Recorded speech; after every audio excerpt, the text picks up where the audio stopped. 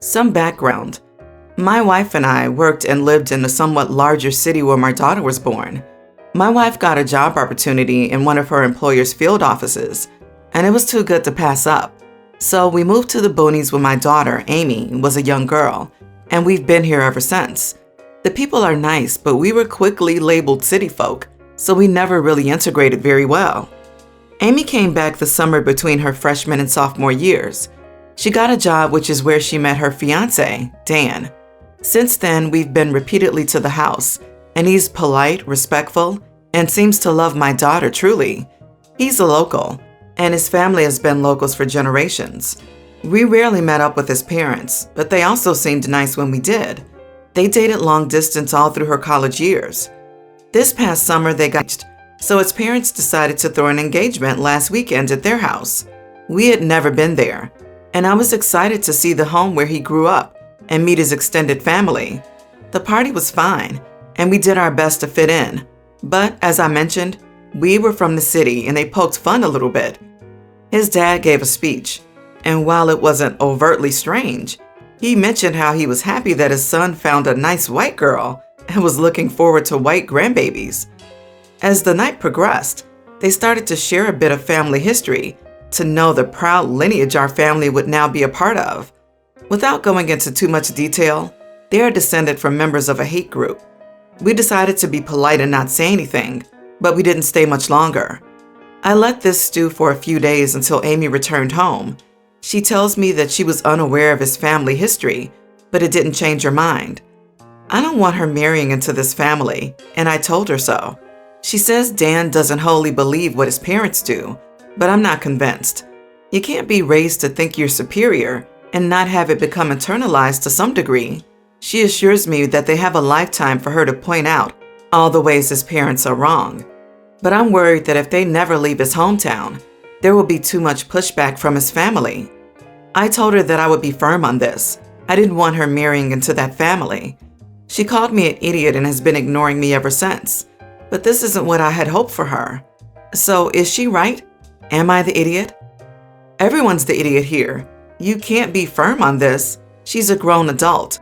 What would you do to stop her from marrying him, honestly? Dan's parents suck. End of story. Amy should be wary about pointing out the wrongs in all of the family's beliefs. Dan will have to choose between Amy or his toxic family if she pushes too hard, which won't go over well either way. But blaming someone for who their ancestors were is the very essence of bigotry. Do you want people combing through each other's family tree and judging them based on what their great-grandfather did? I mean, maybe you do, and that makes you a bigot. Not the idiot. Ultimately, your daughter is an adult and can and will do whatever she wants, even if it means marrying into such a toxic family. You are right that hate has been ingrained into Dan, and from what your daughter said, he doesn't wholly believe what his parents do, and that she has a lifetime to convince Dan that hatred is wrong. I think she knows that too. It will be very difficult, but you may have to come to terms with the fact that your daughter is accepting of this disgusting ideology, evidenced by the fact that she wants to marry into it, and adapt your relationship with her to that fact, whatever that looks like. At the same time, while you can't limit her, you certainly are not wrong should you opt to distance yourself and have no part in paying for or attending the wedding. Update. Am I the idiot for telling my daughter she cannot marry her fiancé? Not long after I posted, Amy came to me to apologize. I was surprised because I was preparing to apologize to her based on the responses I was getting.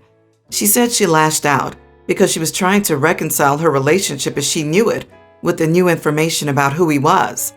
I asked her if she had no idea, and she said that looking back, there were warning signs, but nothing that would lead her to believe that he was overly toxic. I guess being long distance and liking him so much allowed her to remain mostly ignorant. She wanted to know what she should do. I told her that I would talk to Dan and try to get a beat on who he is, apart from his parents. She seemed to think that was a good idea. Many people said that it was unfair labeling him toxic before, but now that we've spoken, I can tell you for certain that he is. So many of you were trying to figure out what Amy meant by him not being wholly toxic, and I think I can answer that now. He told me that he doesn't harbor any hatred for anyone, but he believes that white people will go extinct eventually, and he's proud of who he is and of his color, and he doesn't want that to happen, which I guess also explains his father's comments about white grandbabies. I told him that his heritage is nothing to be proud of, and that his beliefs will have no place in our family or my household.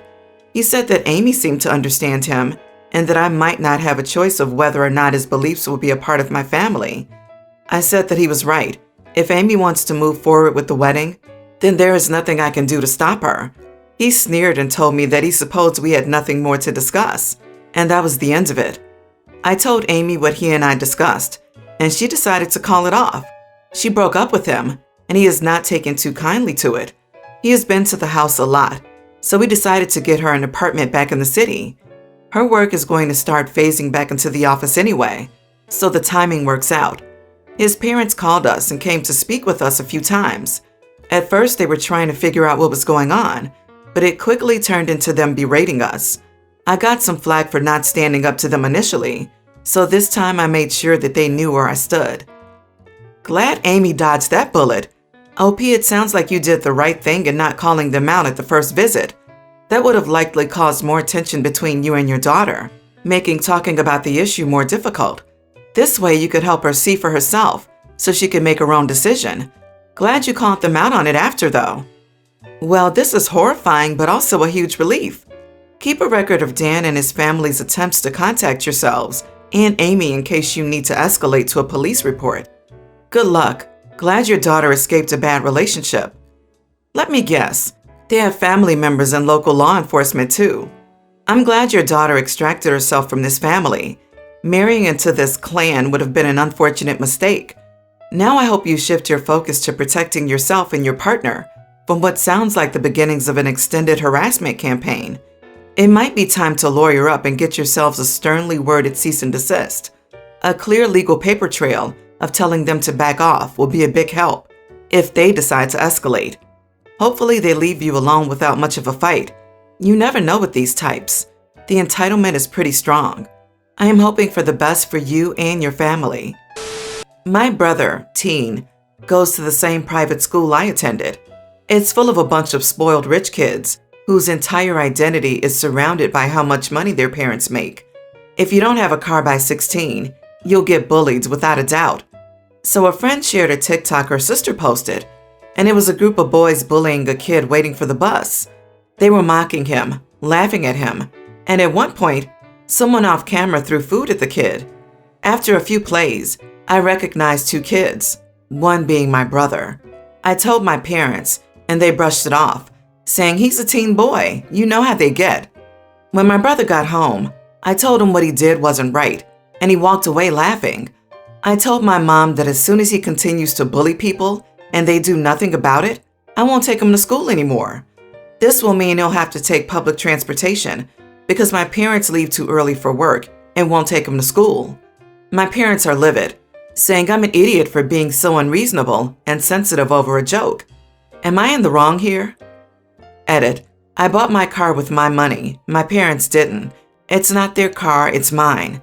If I no longer wish to go out of my way and pay for gas to take him to and from school every day, I don't have to. As I said, he has the bus to take, and all it costs for kids under 18 is $1. So $2 a day is not going to hurt my parents in the slightest, LOL. Of course you're not the idiot. Exactly the opposite. You're a decent human being and trying to get your brother to be the same. And your parents are actively encouraging him to continue being a bully by calling his harassment of an innocent kid a joke.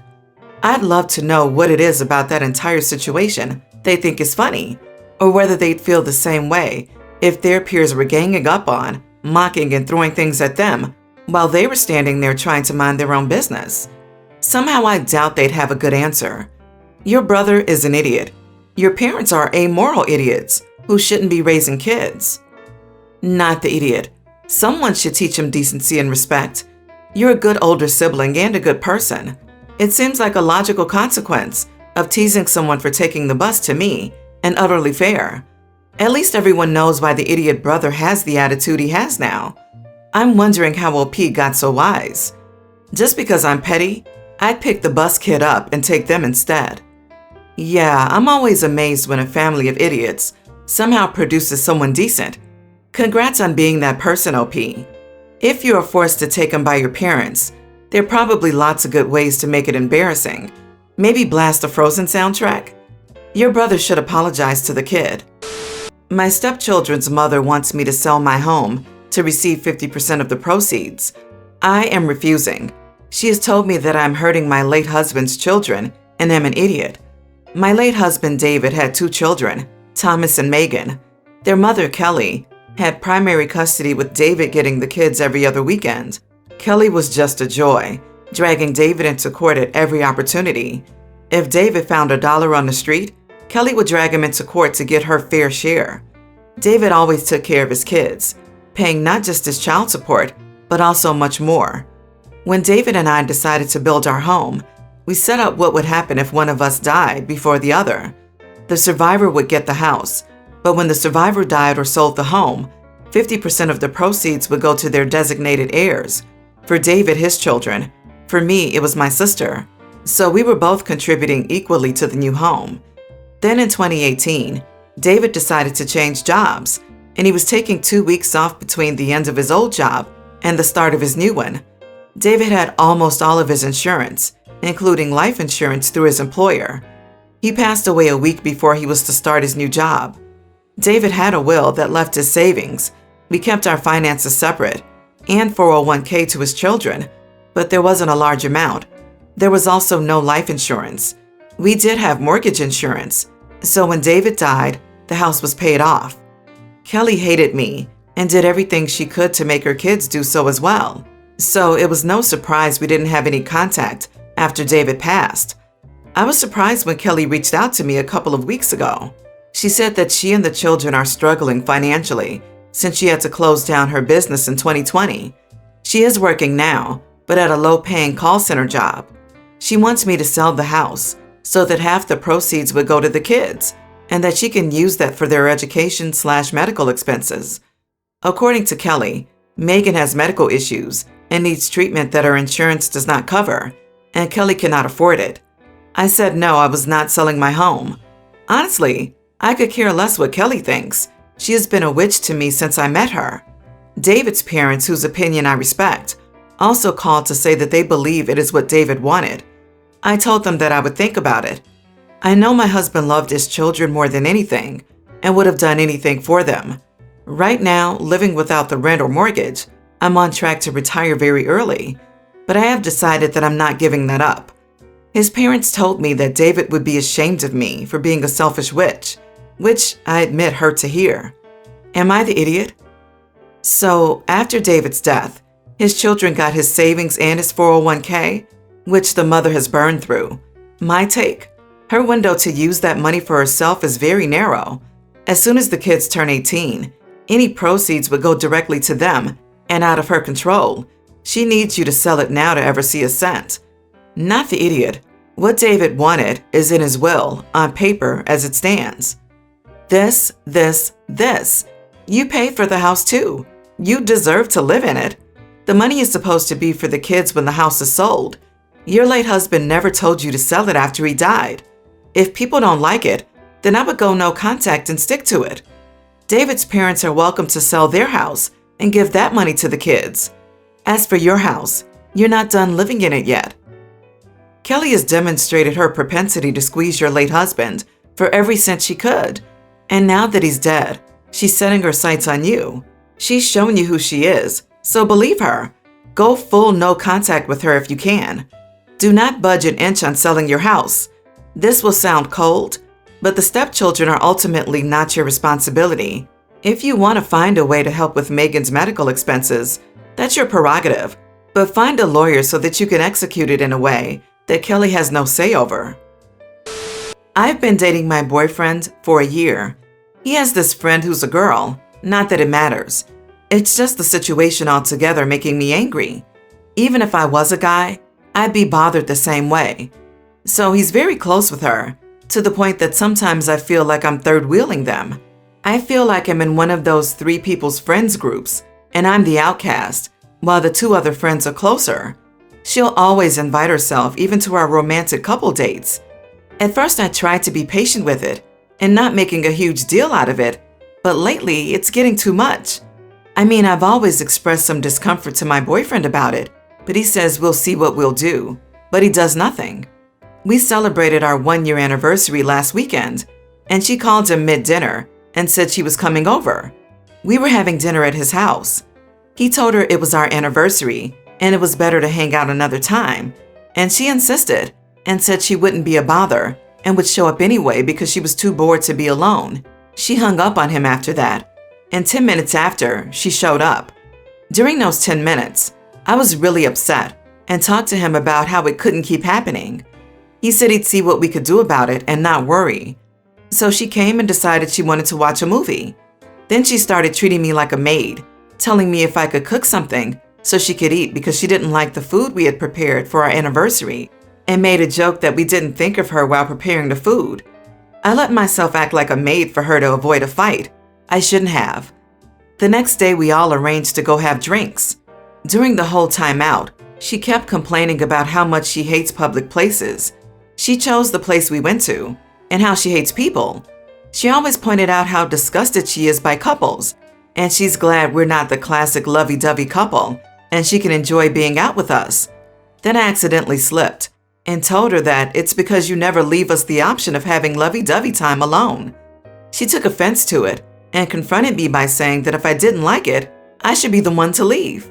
I told my boyfriend that I'm tired of him bringing her around, so she can boss me around and always have negative energy about everything. She called me an idiot, and my boyfriend partly agreed with her, saying I shouldn't take it too far. Once we got home, I told my boyfriend that I'd been telling him how it's bothering me for ages, yet he does nothing to fix this situation. He says I'm right, but I shouldn't be mean to her because she's upset now, and she just wants to be friendly. That made me feel a bit guilty, and I want to know, am I the idiot? Not the idiot. He's a doormat and will always lay down when she wants to walk all over him. He's never going to be more concerned with you than her. She's pretty much his mom, and he's happy to do as she demands. Nobody will ever be able to deal with this, but that's the life he's chosen. He loves her. She loves controlling him. Break up and tell him what's up before you leave, because the man is pretty much just her manservant at this point.